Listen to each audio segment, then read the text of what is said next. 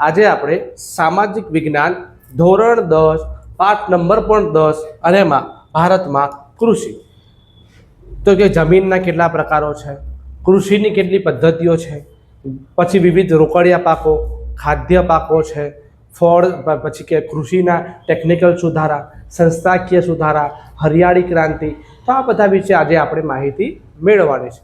તો સૌપ્રથમ આપણે જોઈએ કે ભારતમાં કૃષિના 6 પ્રકારો છે. કેટલા પ્રકારો છે? 6. પહેલો પ્રકાર છે આત્મનિર્વાહ ખેતી. એને આપણે જીવન નિર્વાહ ખેતી તરીકે પણ ઓળખીએ છીએ. એમાં છે કે આઝાદી પછી આયોજન પંચની અને ખેતીના વિકાસની યોજનાઓ અમલમાં લાવવા છતાં ભારતમાં ખેડૂતોની આર્થિક સ્થિતિ આજે પણ પ્રમાણમાં કેવી છે? નબળી છે.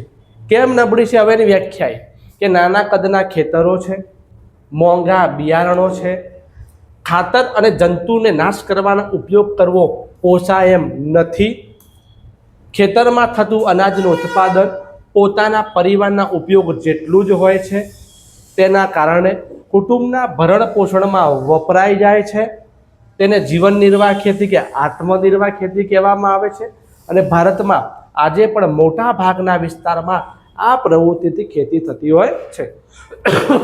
નાનું કદનું ખેતર હોય, બિયારણ, ખાતર, જંતુનાશક દવાઓ પોસાય એવી ન હોય, ખેતરમાં ઉત્પાદન થતું અનાજ પોતાના પરિવારના ભરણ પોષણ માટે વપરાઈ જતું હોય, એ વ્યક્તિ અનાજને વેચી શકતો નથી, એમાંથી આવક મેળવી શકતો નથી.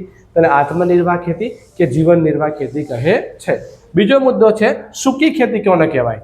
તો વરસાદ ઓછો પડે છે, સિંચાઈની અપૂરતી સગવડ છે અને માત્ર વરસાદ ઉપર આધારિત હોય અને એવા વિસ્તારમાં માત્ર જમીનમાં ભેગો થયેલો, જમા થયેલો, સંગ્રહાયેલો ભેજ છે અને ભેજના આધારે વર્ષમાં એક જ પાક લેવામાં આવે છે, તેને આપણે સૂકી ખેતી કહીએ છીએ. કયા કયા પાક વવાય? તો કે જુવાર, બાજરી, કઠોળ. કેમ? તો કે આ પાકોમાં પાણીની જરૂરિયાત ઓછી હોય છે, એટલે આમાં આ ખેતી કરવામાં આવે છે.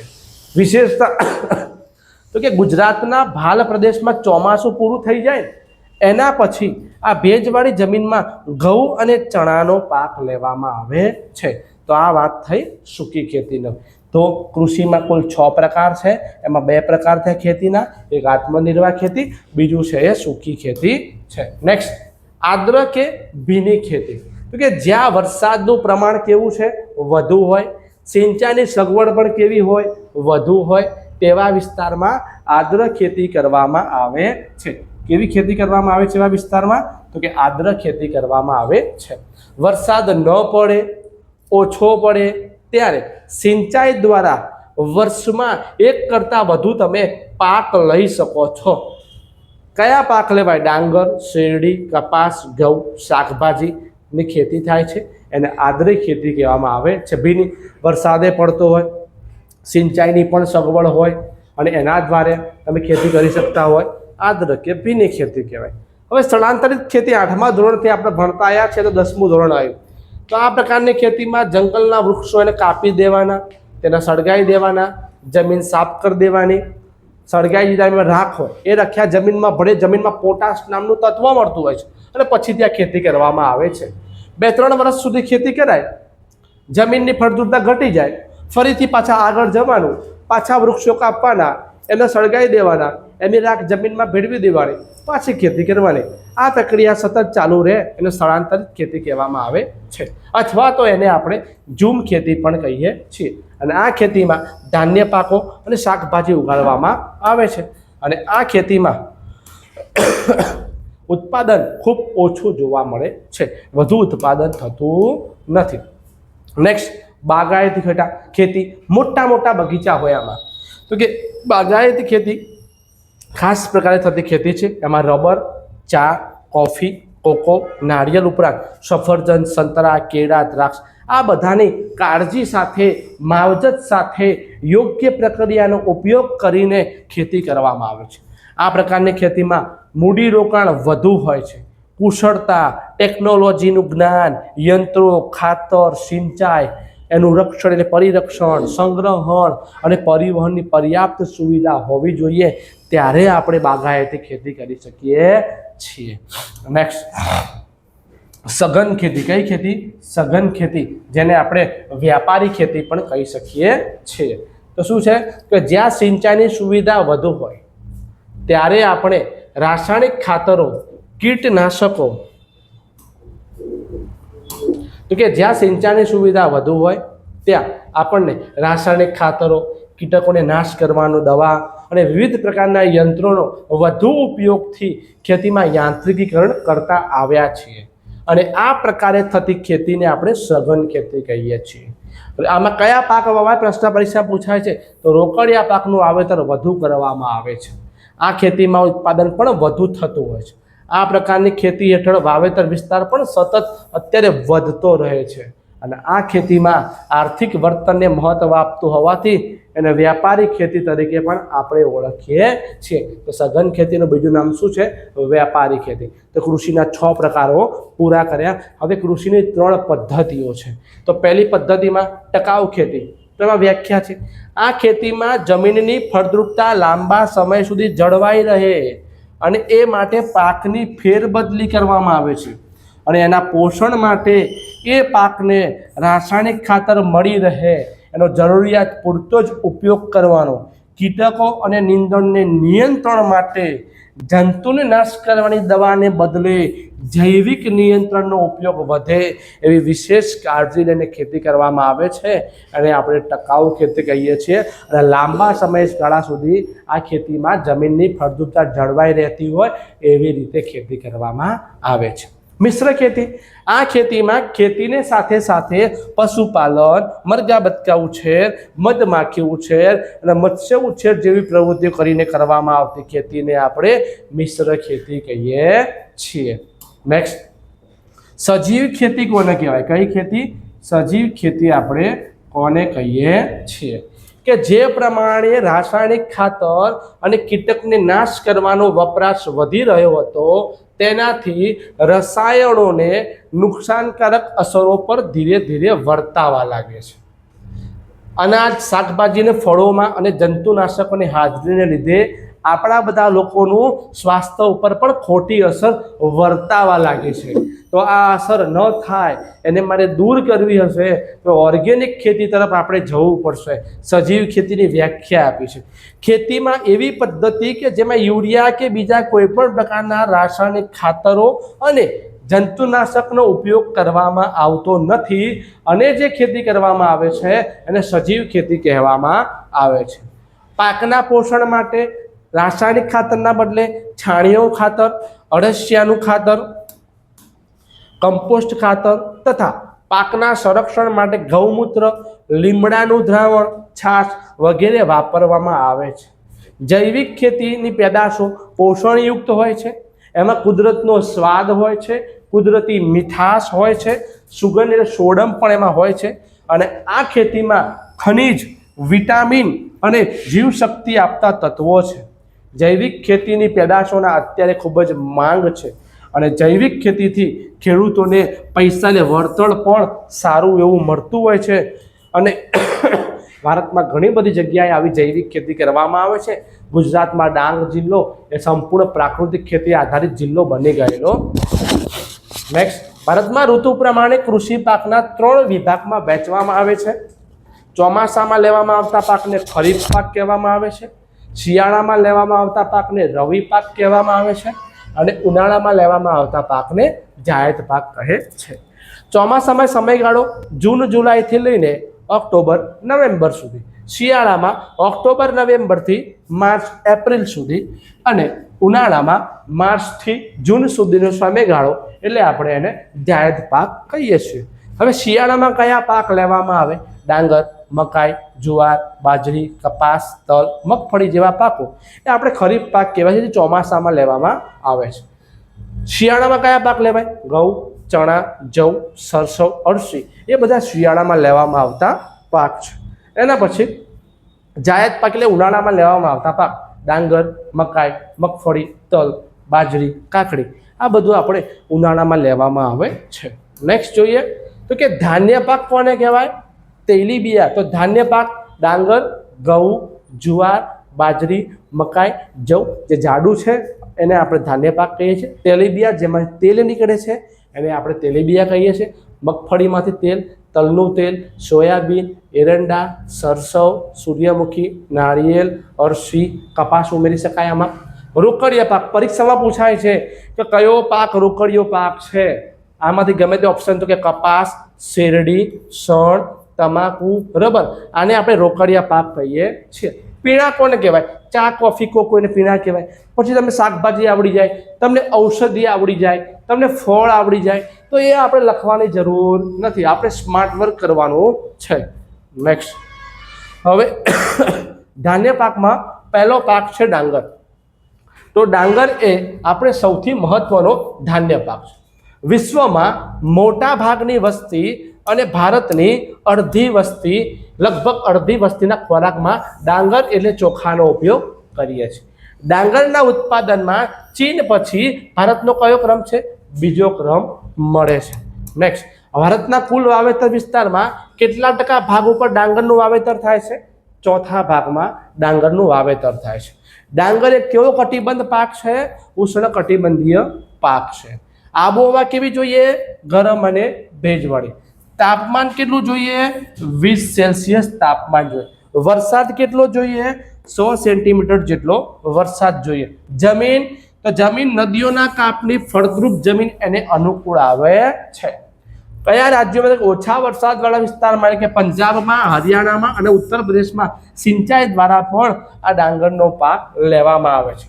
ડાંગરની ખેતીમાં મનુષ્યના શ્રમની વધુ જરૂરિયાત હોય છે. આ ડાંગર ક્યાં થાય? પશ્ચિમ બંગાળ, તમિલનાડુ, આંધ્રપ્રદેશ, બિહાર, ઓરિસ્સા, તેલંગાણામાં ઉત્પાદન થાય છે. ડાંગરના પાણીમાં જરૂરિયાતવાળો પાક હોવાથી છતાં પણ ફુવારા પદ્ધતિથી પણ ડાંગરનો પાક લેવામાં આવે છે. યાદ કેટલું રાખવાનું છે? ભારતમાં કેટલા ભાગમાં જોવા મળે છે? ભારતનો ક્રમ કયો છે? વિશ્વમાં ક્રમ કયો છે? ભારતમાં વાવેતરમાં કયો ક્રમ આવે? કયો પાક કહેવાય? આબોહવા કેવી જોઈએ? વરસાદનું પ્રમાણ કેવું જોઈએ? કઈ કઈ જગ્યાએ થાય? નેક્સ્ટ જોઈએ આગળ.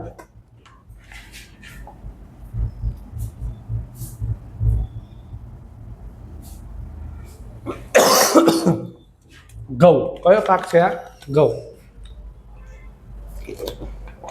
તો ઘઉં તો ડાંગર પછી ઘઉં એ ભારતનો એટલે કે આપણા દેશનો બીજો સૌથી મહત્વનો ધાન્ય પાક ગણાય. ભારતમાં કેટલા ભાગમાં આ ઘઉંની ખેતી કરવામાં આવે છે? 1/3 ભાગમાં ઘઉંની ખેતી થાય. ઘઉં એ દેશના કયા ભાગમાં રહેતા લોકોનો મુખ્ય ખોરાક છે? ઉત્તર પશ્ચિમ. ઉત્તર પશ્ચિમ એટલે વાયવ્ય ભારત. ઘઉં એ કેવો કટિબંધ છે? સમશીતોષ્ણ કટિબંધ છે. કેવો પાક છે? રવિ પાક છે. જમીન કેવી જોઈએ? કાળી, ફળદ્રુપ, ગોરાળુ જમીન જોઈએ. વરસાદ 75 સેન્ટીમીટર જેટલો વરસાદ જોઈએ. વાર્ષિક સરેરાશ. સિંચાઈની મદદથી ઓછા વરસાદવાળા ભાગમાં તમે ઘઉંની ખેતી કરી શકો છો. 100 સેન્ટીમીટરથી વધુ વરસાદ પડતો જ ત્યાં તમે ઘઉંની ખેતી કરી શકતા નથી. ઘઉંની ખેતીમાં યાંત્રિકીકરણનો ઉપયોગ થવાથી શ્રમિકોની જરૂર હવે કેવી પડે છે? ઓછી પડે. હરિયાળી ક્રાંતિ બાદ ઘઉંનું ઉત્પાદન કેવું થયું? પ્રશ્ન પૂછાય તો કે બમણું થયું છે. ઘઉંમાં સૌથી વધુ ઉત્પાદન ક્યાં થાય? તો હરિયાણામાં, પંજાબમાં અને ઉત્તર પ્રદેશના પશ્ચિમ ભાગમાં સૌથી વધુ ઘઉંનું ઉત્પાદન થાય છે. દેશમાં કુલ ઉત્પાદનમાંથી 2/3 ભાગનું ઉત્પાદન આ 3 રાજ્યો એટલે કે પંજાબ, હરિયાણા અને ઉત્તર પ્રદેશનો પશ્ચિમ ભાગમાં થાય છે. આ રાજ્યોમાં સિંચાઈની સગવડ હેક્ટર દીઠ ઉત્પાદન પણ ઘણું વધારે થાય છે. પંજાબમાં નહેરોના પાણી દ્વારા ઘઉંનો વિપુલ પાક થાય છે. એટલે પંજાબને ઘઉંનો કોઠાર કહેવામાં આવે છે. ક્યાં થાય? મધ્યપ્રદેશ, રાજસ્થાન, ગુજરાત, મહારાષ્ટ્ર અને પશ્ચિમ બંગાળમાં આનું ઉત્પાદન વધુ થતું હોય છે. ગુજરાતમાં ક્યાં થાય? તો ગુજરાતમાં ભાલ વિસ્તાર, અમદાવાદનો દક્ષિણ પશ્ચિમ વિસ્તાર, એમાં ભાલિયા ઘઉં થાય છે. અનાજમાં સૌથી શ્રેષ્ઠ કોણ છે? ઘઉં છે. અનાજનો રાજા પણ કહેવામાં આવે છે. શું બને? રોટલી, ભાખરી, શીરો, સેવ, સુખડી, પૂરી, કેક, બિસ્કિટ આ બધું એમાંથી બનાવવામાં આવે છે. તો આ બધી જ માહિતી શેની છે? ઘઉં વિશે. નેક્સ્ટ, ડાંગરના હવે પાક આવ્યો જુવાર. તો કે જુવાર વિશે માહિતી આપો. તો ડાંગર અને ઘઉં પછી જુવાર એ ભારતનો સૌથી વધુ ઉત્પન્ન આપતો ભાગ હોય તો ભાગ કયો છે? જુવાર. ક્યાં થાય? તો દક્ષિણ ઉચ્ચ પ્રદેશમાં સૂકા અને ઓછા વરસાદવાળા વિસ્તારમાં આનું વાવેતર થાય છે. જુઓ, આ ખરીફ પાક પણ છે, રવિ પાક પણ છે, ખરીફ અને રવિ બંને પાક છે. તાપમાન 25 થી 30 સેલ્સિયસ, વરસાદ 50 સેન્ટીમીટર, જમીન કાળી અને ગોરાડુ જમીન અનુકૂળ આવે છે. ક્યાં થાય? મહારાષ્ટ્ર, કર્ણાટક, આંધ્રપ્રદેશ, તમિલનાડુ અને ગુજરાતમાં ઉત્પાદન થાય છે. હવે ગુજરાતમાં કઈ જગ્યાએ? તો ગુજરાતમાં જુવારનું સૌથી વધુ ઉત્પાદન સુરત અને તાપીમાં થાય. જુવાર તો કે લીલા પશુચારા માટે જાણીતી છે. હવે આવ્યું બાજરી. તો બાજરી વિકલ્પ આવ્યો. શ્રમજીવીઓનું ધાન્ય કયું? તો કે બાજરી. બાજરીમાં તાપમાન કેટલું જોઈએ? 25 થી 30 સેલ્સિયસ. પછી વરસાદ કેટલો જોઈએ? 40 થી 50 સેન્ટીમીટર વરસાદ જોઈએ. જમીન કેવી જોઈએ? હલકી અને રેતાળ જમીન એને અનુકૂળ આવે છે. ક્યાં થાય? ગુજરાત, રાજસ્થાન, ઉત્તર પ્રદેશ ને મહારાષ્ટ્ર. અને ગુજરાતમાં સૌથી વધુ બાજરી ક્યાં થાય? તો મહારાષ્ટ્ર. ગુજરાતમાં સૌથી વધુ બાજરી બનાસકાંઠામાં થાય છે અને ભારતમાં સૌથી વધુ બાજરી રાજસ્થાનમાં થાય છે. નેક્સ્ટ હવે આવ્યું મકાઈ. શું આવ્યું? મકાઈ.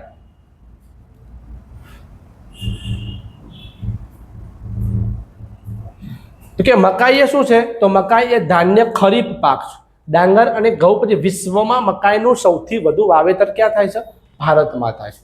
મકાઈનો પાક કેવા વિસ્તારમાં થાય? તો ડુંગરવાળો વિસ્તાર હોય ત્યાં વધુ થાય છે. ડુંગરવાળા વિસ્તારમાં રહેતા લોકોનો મુખ્ય ખોરાક છે. મકાઈમાં કયા કયા તત્વો હોય? તો કે સ્ટાર્ચ, પ્રોટીન, બાયોફ્યુઅલ જેવા ઘટકો હોવાથી ઉદ્યોગમાં પણ એ વપરાય છે. જમીન કેવી જોઈએ? તો ઢોળાવાળી, કાળી, કઠણ, પથરાળ અને પાણી નીતરી જાય એવી જમીન અનુકૂળ આવે છે. વરસાદ 50 થી 100 સેન્ટીમીટર, તાપમાન 21 થી 27 સેલ્સિયસ. અને આ મકાઈનો ઉપયોગ તો પશુના આહાર તરીકે, ધાણી તરીકે અને મકાઈના તેલનો ઉપયોગ વધી રહ્યો છે. હવે આવ્યું કઠોળ. ચણા, વટાણા અને મસૂર એ કયો પાક છે? રવિ પાક છે. તુવેર, અડદ, મગ, મઠ એ કયો પાક છે? ખરીફ પાક છે. આ વિકલ્પોમાં પૂછાય છે. તુવેર દાળ ગુજરાતમાં ક્યાં થાય? વડોદરા જિલ્લામાં. મગમઠ ક્યાં થાય? કચ્છ જિલ્લામાં. અડદનું ઉત્પાદન ક્યાં થાય? પાટણ જિલ્લામાં થાય છે. અને કઠોળનો પાક વાવીએ તો જમીનમાં કયું તત્વ મળે છે? તો નાઇટ્રોજન જમીનમાં ફરીથી સ્થાપિત થાય છે. નેક્સ્ટ જોઈએ આપણે.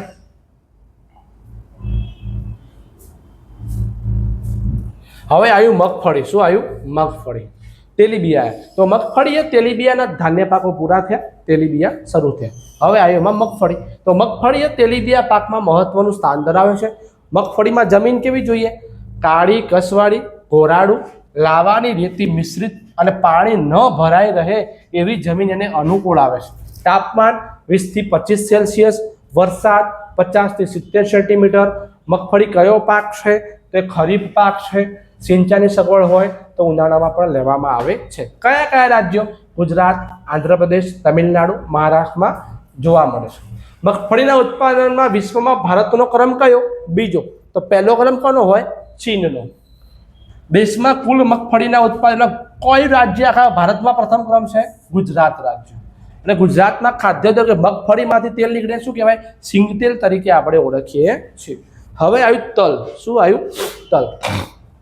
ઉત્તર ભારતમાં વરસાદ ઉપર આધારિત હોવાથી ઉત્તર ભારતમાં કયો પાક કહેવાય? ખરીફ પાક. જ્યારે દક્ષિણ ભારતમાં કયો પાક છે આ તલનો? તો એને રવિ પાક કહેવામાં આવે છે અને ક્યારેક જાયદ પાક તરીકે પણ ઓળખવામાં આવે છે. તો ત્રણ સિઝનમાં તલનું વાવેતર કરી શકાય છે. ભારતમાં દરેક રાજ્યમાં તેનું વાવેતર થાય છે. ગુજરાત સમગ્ર દેશમાં તલના ઉત્પાદનમાં વાવેતરમાં પ્રથમ ક્રમ ધરાવે છે અને ગુજરાતમાં સૌથી વધુ તલનું ઉત્પાદન બનાસકાંઠા જિલ્લામાં થાય છે. અને ભારત વિશ્વમાં તલની સૌથી વધુ નિકાસ કરતો કોઈ દેશ હોય તો એ દેશ છે આપણો ભારત. નેક્સ્ટ જોઈએ સરસવ. શું છે આ? સરસવ.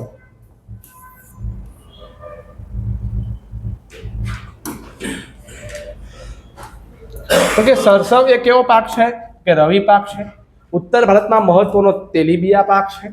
સરસવનું બીજ અને તેનું તેલ ઔષધિ દવા તરીકે અને ખાવાના તેલ તરીકે વપરાય છે. હવે આવશે નાળિયેર. તો નાળિયેર એ દરિયા કિનારાની ગરમ અને ભેજવાળી આબોહવામાં થાય છે. જમીન તો ક્ષારવાળી અને બાગાયતી પાક માટે થાય છે.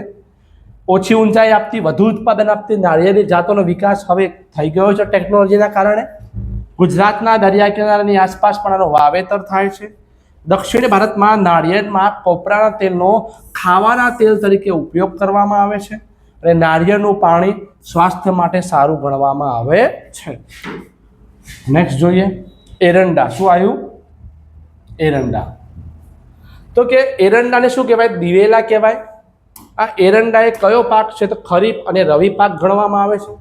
વિશ્વમાં ઉત્પાદનમાં ભારતનો કેટલા ટકા હિસ્સો છે? 64%. અને પછી ચીન અને બ્રાઝિલ આવે. ભારતમાં કુલ ઉત્પાદનમાં લગભગ 80% ઉત્પાદન કયું રાજ્ય કરી આપે છે? આપણું ગુજરાત રાજ્ય કરી આપે છે.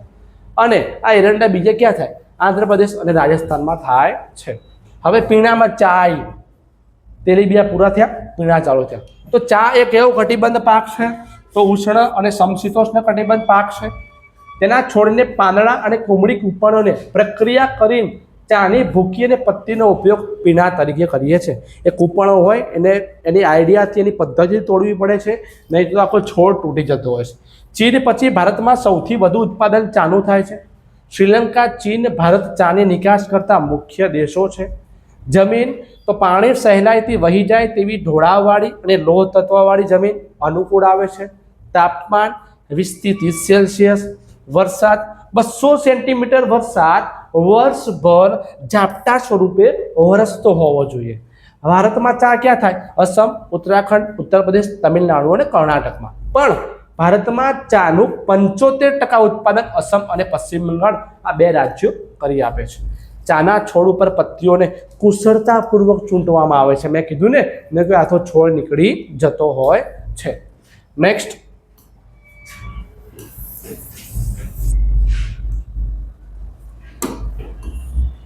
હવે આવી કોફી. તો કોફીનો પાક ક્યાં થાય? પહાડમાં ઢોળાવ ઉપર સૂર્યનો સીધો તડકો ન પડે એ રીતે મોટા મોટા વૃક્ષો હોય એના છાંયડા નીચે કોફીનો પાક વાવવામાં આવે છે. કેટલો વરસાદ? 150 થી 200 સેન્ટીમીટર વરસાદ. તાપમાન 15 થી 28 સેલ્સિયસ. જમીન પર્વતની ઢાળવાળી જમીન અનુકૂળ આવે છે. ક્યાં થાય? કર્ણાટક, કેરળ, તમિલનાડુ. પણ સૌથી વધુ કોફી કર્ણાટકના કુર્ગ પ્રદેશમાં સૌથી વધુ કોફીનું ઉત્પાદન કરવામાં આવે છે. કોફીના ફળને એકઠા કરીને બીજ કાઢીને આપણે એનો પીણા તરીકે ઉપયોગ કરીએ છીએ. કોકો કોને કહેવાય? તો કોકો એ વૃક્ષના ફળનું બી હોય, એ બીમાંથી તૈયાર કરવામાં આવે છે. તે પેય પદાર્થ છે, આપણે એને પી શકીએ છીએ. તેમાંથી ચોકલેટ પણ બનાવવામાં આવે છે. આબોહવા ગરમ અને ભેજવાળી હોય છે. વરસાદ વધુ જોવા મળે છે. સૌથી વધુ કોકો વિશ્વમાં ક્યાં થાય? આફ્રિકામાં થાય છે. અને ભારતમાં ક્યાં થાય? કર્ણાટક, કેરળ, આંધ્રપ્રદેશ, તમિલનાડુમાં વાવેતર અને ઉત્પાદન હવે એનું વધી રહેલું છે. હવે નેક્સ્ટ જોઈએ રોકડિયા પાક. પહેલો પાક છે કપાસ. કપાસ કેવો પાક છે? ખરીફ પાક કહેવાય. શું કહેવાય? ખરીફ પાક. ગુજરાતમાં મહત્વનો રોકડિયો પાક છે. વિશ્વ સ્તરે કપાસના ઉત્પાદનમાં, વપરાશમાં અને નિકાસમાં ભારતનો કયો ક્રમ છે? બીજો ક્રમ છે. કપાસના છોડ પરથી શું મેળવવામાં આવે છે? રૂ. એટલે માટે રૂને ભારતમાં શું કહેવામાં આવે છે? સફેદ સોનું કહેવામાં આવે છે. કપાસમાંથી શું મળે? કપાસનું તેલ મળે છે, ખોળ મળે છે, તે દુધાળા પશુઓને દાણ તરીકે ઉપયોગ કરીએ છીએ. કપાસને લાંબો સમય ભેજ સંઘરી શકે અને લાવવાની કાળી ખનિજ દ્રવ્યોવાળી જમીન અનુકૂળ આવે છે. આબોહવા ગરમ અને ભેજવાળી. તાપમાન 20 થી 35 સેલ્સિયસ. વરસાદ 30 થી 70 સેન્ટીમીટર. કપાસના પાકનો સમયગાળો 6 થી 8 મહિનાનો હોય છે. હિમથી કપાસને નુકસાન થતું હોય છે. કયા રાજ્યોમાં? ગુજરાત, મહારાષ્ટ્ર, તેલંગાણા, કર્ણાટક, આંધ્રપ્રદેશ, હરિયાણા, તમિલનાડુ, પંજાબ, રાજસ્થાન, ઓડિશામાં કપાસનો પાક થાય. પણ ગુજરાતમાં ખેડૂતોએ બીટી કપાસના બિયારણના કારણે વાવેતર વિસ્તારમાં, ઉત્પાદનમાં, ઉત્પાદકતામાં સમગ્ર ભારતમાં કપાસના પ્રથમ ક્રમે કોણ આવે? આપણું ગુજરાત પ્રથમ ક્રમે આવે છે. નેક્સ્ટ શેરડી. શું આવ્યું? શેરડી.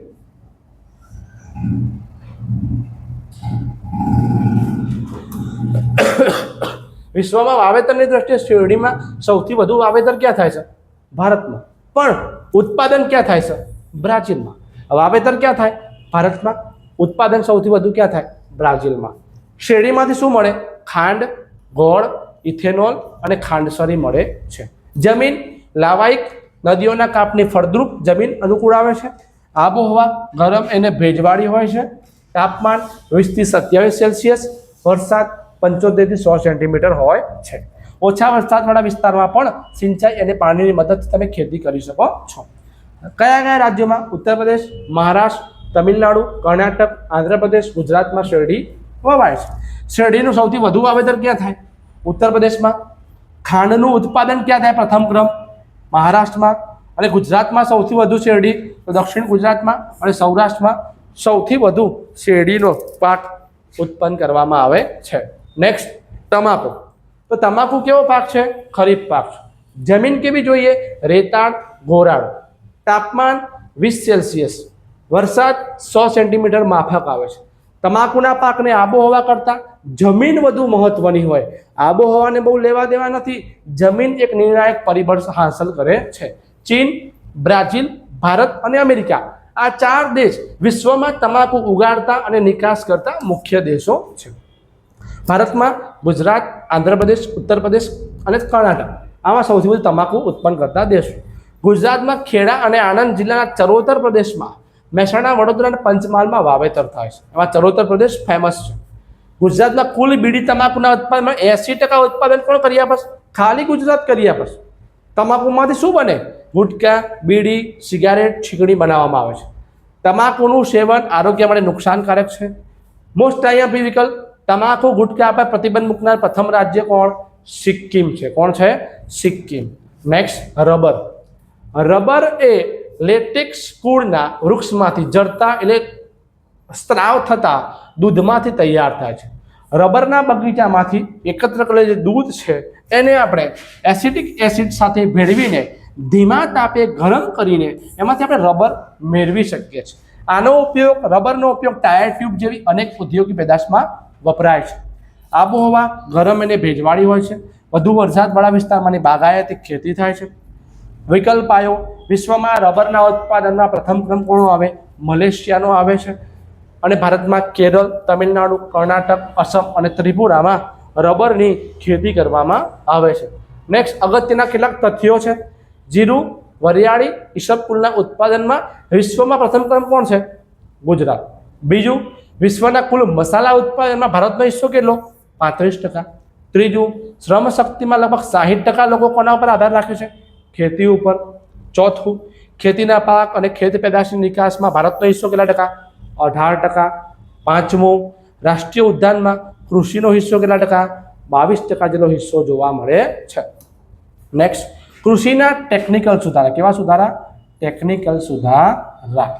તો કે કૃષિના ટેકનિકલ સુધારામાં ટેકનોલોજીમાં શું ફેરફાર થયો? તો સિંચાઈ ક્ષેત્રે ખેડૂત પહેલા કોસ રહેટનો ઉપયોગ કરતો હતો, એના બદલે આજે submersible pump, solar pump, monoblock pump, ટપક સિંચાઈ, ફુવારા પદ્ધતિનો ઉપયોગ કરતો થયેલો છે. ટેકનોલોજીમાં સુધારો થયો. બીજો મુદ્દો, રાસાયણિક ખાતરમાં ડીએપી, ડાય એમોનિયા ફોસ્ફેટ, યુરિયા, જૈવિક ખાતર, એનપીકે, નાઇટ્રોજન, ફોસ્ફરસ, પોટાશ, પ્રવાહી જૈવિક ખાતર, બાયોટેક, બિયારણ આ બધાનો ઉપયોગ કરતો થયો. ત્રીજું, ખેડૂતના પાકના સંરક્ષણ માટે જંતુનાશક દવા, જૈવિક નિયંત્રણનો ઉપયોગ કરતો પણ થયો. આ બધા ટેકનિકલ સુધારા છે કે ટેકનોલોજી આવી, પહેલાં ખેડૂત શું કરતો હતો, હવે ખેડૂત શું કરે છે. પછી આ બધી માહિતી એને ક્યાંથી મળે કે આવું બધું વાપરો, એનાથી ઉત્પાદનમાં વધારો થશે, ઉત્પાદનમાં ઘટાડો થશે. તો આ બધી માહિતી અને સરકાર દ્વારા ખેડૂતોને રેડિયો ઉપરથી, ટીવી ઉપરથી, વર્તમાનપત્રો, ડીડી કિસાન ચેનલ, મોબાઈલ ઉપર SMS દ્વારા, ટોલ ફ્રી નંબર દ્વારા, કિસાન કોન્સેન્ટર છે, આઈ ખેડૂતની વેબસાઇટ છે, એના ઉપરથી આવી બધી માહિતી એને મળતી હોય છે. ગ્રામ્ય વિસ્તારમાં કૃષિ સંશોધનમાં નવી ટેકનોલોજીનો પ્રચાર પ્રસાર થાય. ગ્રામ સેવક આવશે, ગ્રામ સેવક કહેશે કે ભાઈ આ પાક વાવો, આ બિયારણ નાખો, એમાં આ ખાતર નાખો, કપાસનો પાક લાલ થયો ઈયળો હોય તો આ નામની દવા નાખો જેથી તમને ફેર પડશે. એ બધું આપણને કહેતા હોય છે. સરકારે દરેક જિલ્લામાં કે ખેડૂતોની તાલીમ કેન્દ્રની પણ સ્થાપના કરી છે, તેમાં ખેડૂતોને તાલીમ આપવામાં આવે છે. ગુજરાતના કૃષિ મેળા દ્વારા ખેડૂતોના અદ્યતન માહિતી અને માર્ગદર્શન આ કૃષિ મેળામાં મળે છે. દરેક રાજ્યમાં કૃષિ યુનિવર્સિટીની સ્થાપના પણ કરવામાં આવી છે. ગુજરાતમાં આવી 4 કૃષિ યુનિવર્સિટી છે. એક દાંતીવાડામાં છે, એક આણંદમાં છે, એક જુનાગઢ અને એક નવસારી ખાતે. આ યુનિવર્સિટીમાં ખેતી ક્ષેત્રમાં નવા નવા સંશોધન કરે છે અને નવા નવા કૃષિવિદો તૈયાર કરે છે. આ ઉપરાંત કૃષિ ક્ષેત્રે સંશોધન કરતી સંસ્થા ICAR એટલે Indian council of agriculture research, બીજી છે DARE department of agriculture research and education. આ બંને સંસ્થાઓ દેશ લેવલે કામ કરે છે. તો આ આપણે કયા સુધારા જોઈએ બેટા? કૃષિના ટેકનિકલ સુધારા. નેક્સ્ટ, કૃષિના સંસ્થાકીય સુધારા કે સંસ્થાના કૃષિએ શું સુધારા કર્યા? તો એમાં નંબર 1, સરકારે જમીનદારી પ્રથા નાબૂદ કરી, ખેડૂતોનું શોષણ અટકાયું, ખેડે તેની જમીનના કાયદા દ્વારા ખેડનારને જમીન માલિકનો સાચો હક મળી ગયો. બીજો, જમીનમાં ટોચ મર્યાદાના કાયદા દ્વારા જમીનના માલિકોની જે અસમાનતા હતી એ પણ દૂર કરી દીધી. કિસાન ક્રેડિટ કાર્ડ દ્વારા, રાષ્ટ્રીયકૃત તેમજ સહકારી બેંકો દ્વારા ખેડૂતોને જે આર્થિક મદદ માટે હવે સરકાર ધિરાણ આપશે.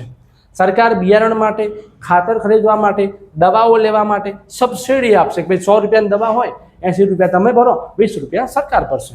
પ્રધાનમંત્રી પાક વીમા યોજના દ્વારા ખેડૂતોને ખેતીના પાકનું વીમાકીય રક્ષણ પણ પૂરું પાડશે. તો દુષ્કાળ પડે છે, વધુ વરસાદના કારણે પાક નિષ્ફળ થાય છે તો સરકાર ખેડૂતોને આર્થિક સહાય પણ કરે છે.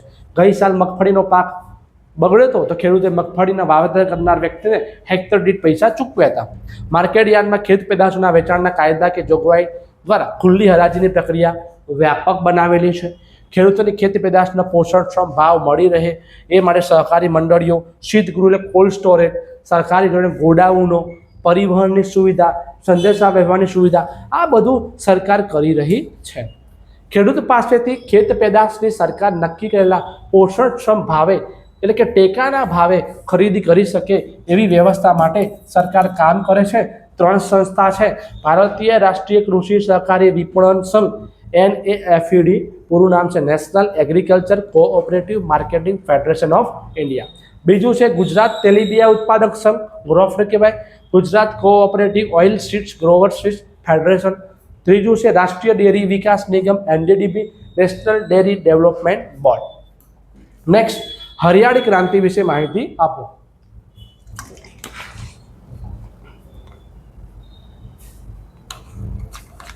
તો કે હરિયાળી ક્રાંતિ શું થયું? તો આપણો દેશ 1960ના દશકામાં કૃષિ ક્ષેત્રમાં હરિયાળી ક્રાંતિમાં સર્જન થયું. એ પહેલાં આપણી પરિસ્થિતિ કેવી હતી? તો કે એવો સમયગાળો હતો કે જ્યારે દેશમાં અનાજની તીવ્ર અછત જોવા મળતી હતી. એક મુખ્ય સમસ્યા કે કૃષિ પ્રધાન દેશ અનાજની આયાત કરવી પડતી હતી અને આવી બીજા ઉપર આધાર રાખી પરાવલંબી પરિસ્થિતિ સામે આપણો દેશ ઝઝૂમતો હતો. એટલા માટે કંઈક નવું વિચાર્યું અને બિયારણમાં સુધારેલી જાતો લાયા, રાસાયણિક ખાતરનો ઉપયોગ વધાર્યો, દેશમાં ખેડૂતે પ્રચંડ મહેનત શરૂ કરી, લાઇટની સગવડ મળી રહી, પાણીની સગવડમાં વધારો થયો. આ બધા પરિબળોથી કૃષિ ક્ષેત્રના ઉત્પાદનમાં ઘણો બધો વધારો થયો. એને આપણે હરિયાળી ક્રાંતિ કહીએ છીએ. હરિયાળી ક્રાંતિનો મુખ્ય ઉદ્દેશ્ય શું હતો? તો કૃષિના ઉત્પાદનમાં વધારો કરવો, ખેડૂતો વધુ પ્રમાણમાં રાસાયણિક ખાતર વાપરે, કીટકનાશક દવાનો ઉપયોગ કરવા માટે પ્રેરવામાં આવે અને એના કારણે આપણને સફળતા મળી. અને આ સફળતા સૌથી વધુ શેમાં મળી? ઘઉં અને ડાંગરના પાકમાં. દેશમાં પહેલાં જ્યાં ખાવાના અનાજની અછત હતી ત્યાં હવે અનાજના પૂરતા ભંડારો છે. એક સમયે ભારતમાં દુષ્કાળ સમયાંતરે અનુભવાતો હતો. હરિયાળી ક્રાંતિ પછી એની અસર જોવા હવે નથી મળતી. હવે આપણા જોડે અનાજ પૂરતા માત્રામાં છે ને બફર સ્ટોકના કારણે જ્યાં દુષ્કાળ પડ્યો હોય, અછતની પરિસ્થિતિ હોય ત્યાં સરળ રીતે આપણે એમનો સામનો કરી શક્યા છીએ અને અન્ન ક્ષેત્ર સ્વાવલંબન બન્યા અને હરિયાળી ક્રાંતિની સીમા ચિહ્નરૂપ એક સરસ એવી સિદ્ધિ કહેવામાં આવે છે. ભારતીય અર્થકારણમાં કૃષિનું યોગદાન. તો આમાંથી વિકલ્પ આવે છે. ખેતી ભારતનો મુખ્ય વ્યવસાય છે. આઝાદી સમયે કૃષિ ક્ષેત્રમાં જે ભારણ હતું એ થોડું ઓછું થયું છે, છતાં પણ અર્થતંત્રમાં તેનો હાલ પણ એટલું જ મહત્વ છે. કેવી રીતે? તો તે દેશમાં લગભગ અડધો અડધ લોકોને રોજગારી કોણ આપે છે? કૃષિ આપે છે. કૃષિ ક્ષેત્ર દેશના કુલ ઘરેલું પેદાશમાં હિસ્સો કેટલો છે? GDPનો 70%. ભારતમાં મહત્વની કૃષિ પેદાશોમાં ચોખા, ઘઉં, તેલીબિયા, કપાસ, શેરડી છે. નિકાસમાંથી આપણને વિદેશી પૈસા મળે છે. ખેત પેદાશના ઉત્પાદનમાં વિશ્વમાં ભારતનો કયો ક્રમ છે? બીજો ક્રમ છે. સૂત્ર, કાપડ, ખાંડ, કાગળ, તેલમાં ઉદ્યોગમાં, ખાવાની સામગ્રીને લગતા પ્રસંસ્કરણ ઉદ્યોગમાં કાચો માલ ક્યાંથી મળે છે? ખેતીમાંથી મળે છે. કૃષિ ભારતના લોકોને શું આપે છે? ખોરાક આપે છે. અને આજનો છેલ્લો પ્રશ્ન, ઈસવીસન 1995માં દેશની વસ્તી 1951માં ઈસવીસન 1951માં દેશની વસ્તી 36 કરોડ ને 10 લાખ હતી અને આજે વસ્તી કેટલી છે 125 કરોડ ચોપડી પ્રમાણે અને વર્તમાનમાં 140 કરોડ આસપાસ 1950-51માં ભારતમાં 51 કરોડ ટન અનાજનું ઉત્પાદન થયું હતું જે 2013-14માં વધીને 265.04 કરોડ થયું મતલબ 5 ગણું ઉત્પાદન વધ્યું કેટલા ગણું 5 ગણું ઉત્પાદનમાં વધારો થયો તો વિદ્યાર્થી મિત્રો પાઠ નંબર 10 સંપૂર્ણ માહિતી આપી દીધી છે અને બાર કશું જ નહીં પૂછાય આ વિડીયો એકવાર અવશ્ય જોજો આપના બીજા મિત્રોને આ વિડીયો મોકલજો અને આ ચેનલ પસંદ આવી હોય તો લાઈક શેર અને સબસ્ક્રાઇબ કરવા નમ્ર વિનંતી છે